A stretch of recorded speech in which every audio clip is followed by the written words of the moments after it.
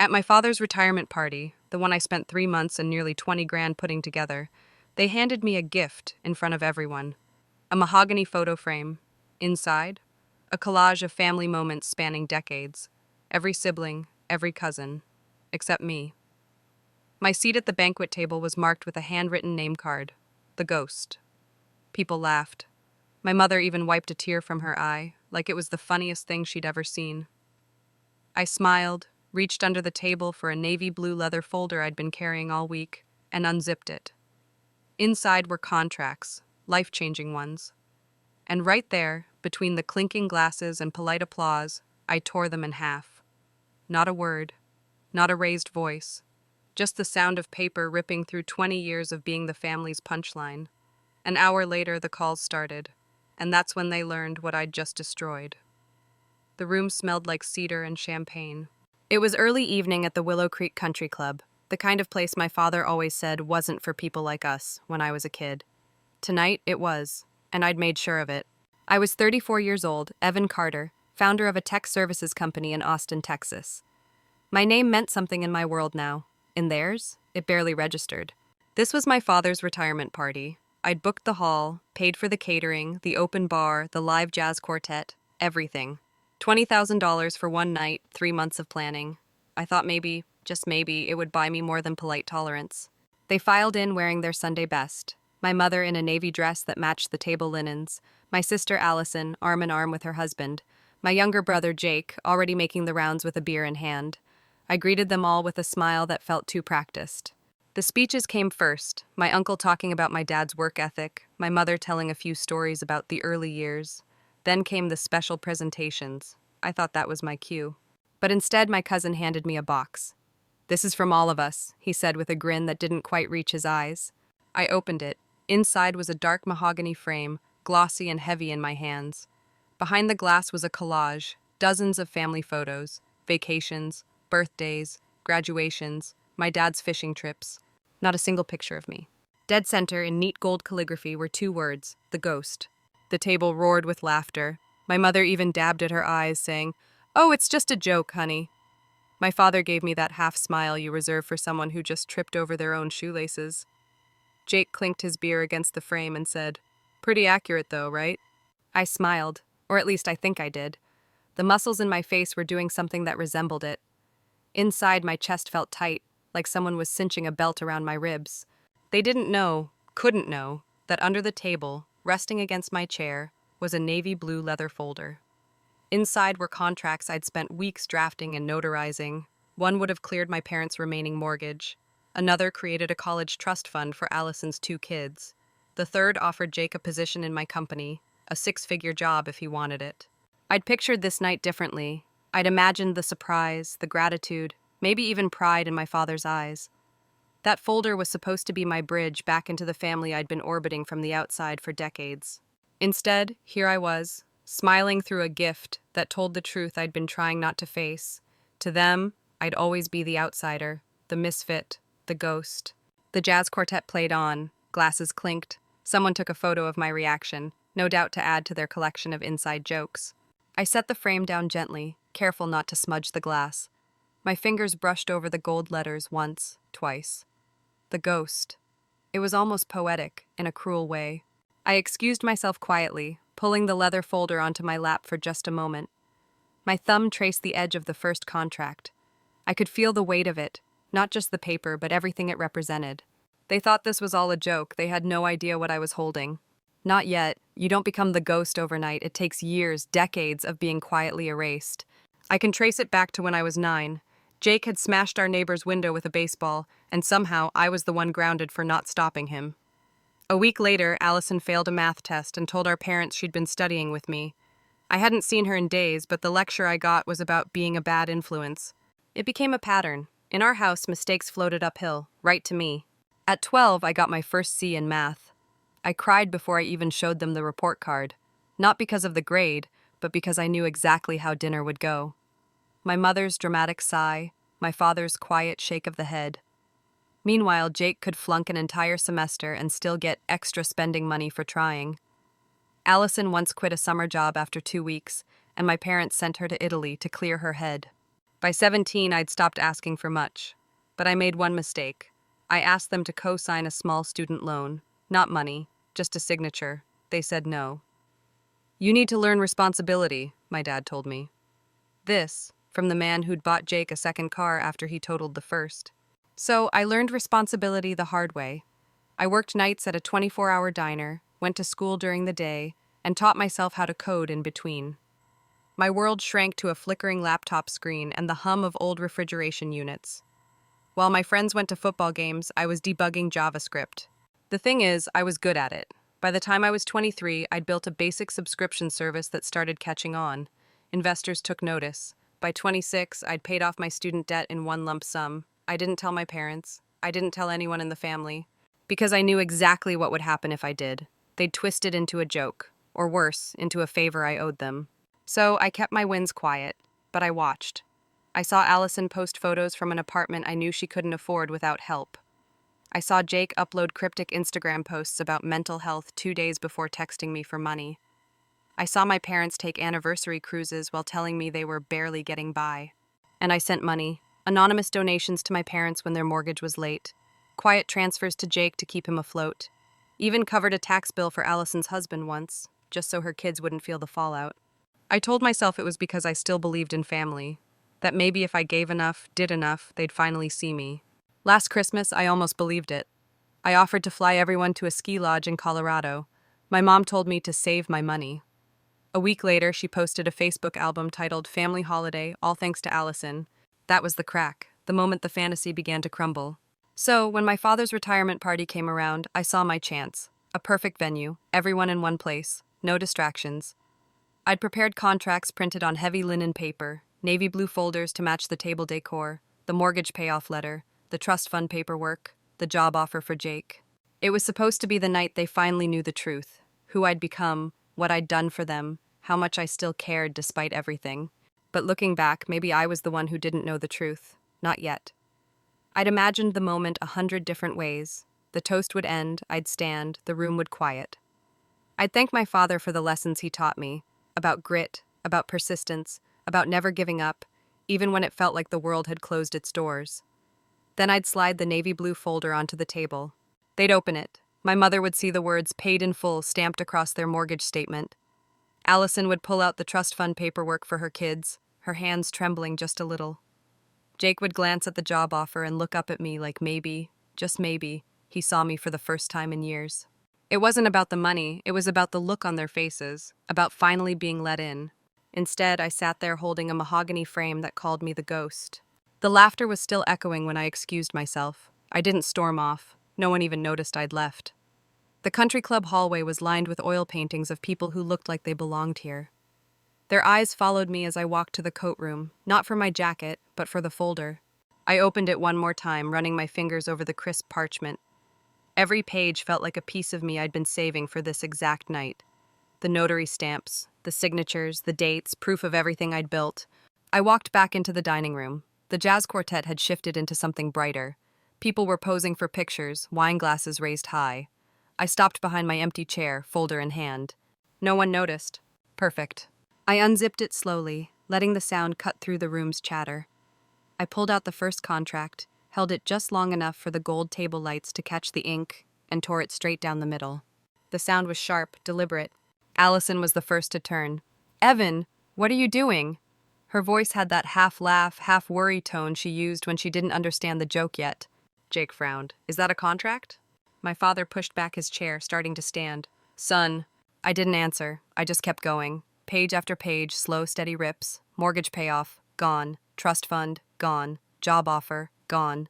I stacked the shredded papers neatly in front of my untouched plate, closed the folder, and zipped it shut. Then I smiled. This time there was nothing polite about it. "Enjoy the frame," I said. And I walked away. No shouting, no slammed doors, just the creak of the old wooden floor under my shoes, the muted click of the country club's screen door, and the night air rushing against my face. It was cool, almost sharp, like a kind of freedom I hadn't tasted in years. I didn't grab my jacket, didn't need it. My hands didn't shake, my chest didn't ache. I was calm, too calm. The kind of calm that comes when you've been carrying a weight for so long you almost forget you can set it down. I was halfway to my car when my phone buzzed. Unknown number, then again, then another. I let them ring. Let them sit in that room, in their matching evening wear, realizing exactly what they'd just lost. For 20 years, they'd called me the family disappointment. Tonight, I'd returned the favor. I hadn't even cleared the country club parking lot when my phone lit up again. First, a text from Jake. "You embarrassed us. Seek help." Then one from Allison. "What the hell was that? We were just playing around." Playing around, that's what they called it. By the time I hit the highway, the messages had turned into calls. Unknown numbers. My mother's ringtone. Even my uncle. I didn't answer. I wanted them to sit in that silence, the same way I'd sat in theirs for years. It didn't take long for the first real hit to land. A friend I hadn't heard from in months called. "Hey, you okay? Allison posted something weird." I pulled over on the shoulder, opened Facebook, and there it was. A photo from the dinner table. Wine glasses half full, cake in the center, people laughing in their formal wear. The caption read, "Some people can't handle being part of a family. We still love you, even when you ruin the moment." No names, no direct accusations, but the implication was clear enough to cut glass. The comments section was a flood of vague sympathy. "You did your best, girl." "Family can be messy. Some people are just toxic." Toxic, that word stuck. Then came the group chat pings, screenshots forwarded to me from cousins. My aunt messaged privately, asking if I was all right. She said my mother had called her in tears, telling her I'd had a manic episode and shredded legal documents in the middle of the party. Manic, that was the official diagnosis now. Jake texted again. "We tried to include you. You made it a scene. Real classy." Include me. The same people who'd handed me a photo frame that erased me from my own family history were now framing themselves as the victims. It would have been laughable if it didn't sting so much. I didn't reply. Instead, I forwarded the original contracts, the scans I'd made before printing them, to my attorney. Told him to timestamp the email, copied my assistant, Mia. 5 minutes later, Mia responded, "Do you want me to push the Wall Street Journal feature to this weekend? I can attach the scanned pages." I stared at the screen for a long moment, the weight of every year I'd swallowed down their narrative pressing in on me. Then I typed one word, yes. Because here's the thing, they'd spent years perfecting their story about me. The flaky one, the failure, the ghost, the one who never showed up, the one they still loved in that condescending way people talk about a stray dog that wanders into the yard. But this time I had receipts, and I wasn't afraid to use them. I turned the phone over in my hand, the hum of the highway fading into the background. They thought they could get ahead of me, that they could paint me as unstable, rewrite the scene before I even got home. They'd forgotten I knew how to play the long game. That night I didn't post anything, didn't defend myself, didn't send a single angry text. I let them build their version of the story, let them think they were winning. Because when the truth came out, it wouldn't just be in a family group chat, it would be on a national stage. And this time, they wouldn't be able to laugh it off. The Wall Street Journal piece dropped on a Saturday morning. I didn't even have to tag it or say a word, it moved on its own. The headline read, "The Austin founder who quietly funded his family's life for a decade until they pushed him too far." Underneath was my photo, not the stiff corporate headshot, but a candid one Mia had insisted we take last year in my office, sunlight spilling over my desk. I almost didn't recognize myself. The article laid it all out, the mortgage payments I'd been making for my parents, the trust funds set up for Allison's kids under a shell LLC, the anonymous wire transfers to cover Jake's bills, the scholarship grant for underprivileged coders I'd launched 6 months ago. And yes, the contracts I'd brought to the retirement party, the ones I'd torn in half. It didn't editorialize. It didn't beg for sympathy. It just told the truth, with the kind of clarity you can't argue with when the documents are scanned, dated, notarized, and printed right there in black and white. By noon, my inbox was a wildfire. Old friends, former colleagues, people I hadn't spoken to in a decade. The messages came in waves. First the congratulations, then the apologies, then the outrage on my behalf. And then came the panic. Allison's voicemail. "Why would you make this public? You're humiliating us." Jake's text. "Wow, real mature. Hope you feel good about ruining the family name." My mother's email. "We need to talk. You misunderstood the joke. We were just having fun." Fun. Always fun when it was at my expense. But the thing about truth is, it travels fast when it's finally set free. A popular YouTube channel picked it up, then a podcast, then a short-form documentary clip started making the rounds on TikTok. People I didn't know were telling my story for me, calling it what it was. Public humiliation dressed up as family humor. Jake tried to clap back on Facebook, posting a long rant about me twisting facts and making everything about myself. He claimed I'd never followed through on anything. Someone replied with a screenshot of his signed job offer, the one I'd torn up.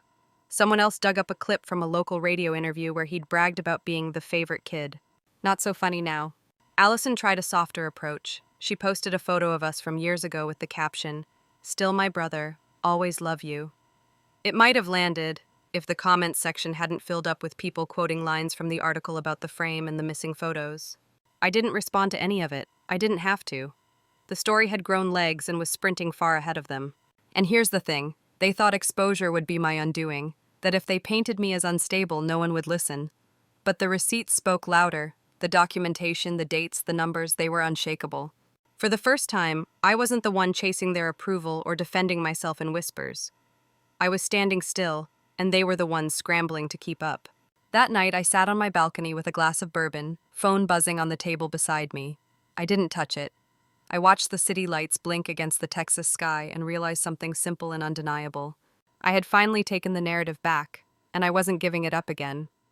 After the article went viral, I thought maybe they'd stop, that they'd take the hit, let the dust settle, and just leave me alone. Leave. They didn't. If anything, they doubled down. Jake started a Twitter thread about how I was exaggerating for sympathy and had a history of overreacting. He called me dramatic, said I'd always been the kind of person looking for an excuse to walk away. Allison called relatives, spinning her own version, that the money had gone to my head, that I'd become arrogant, that the party wasn't the reason I'd cut ties. I was just looking for a way out.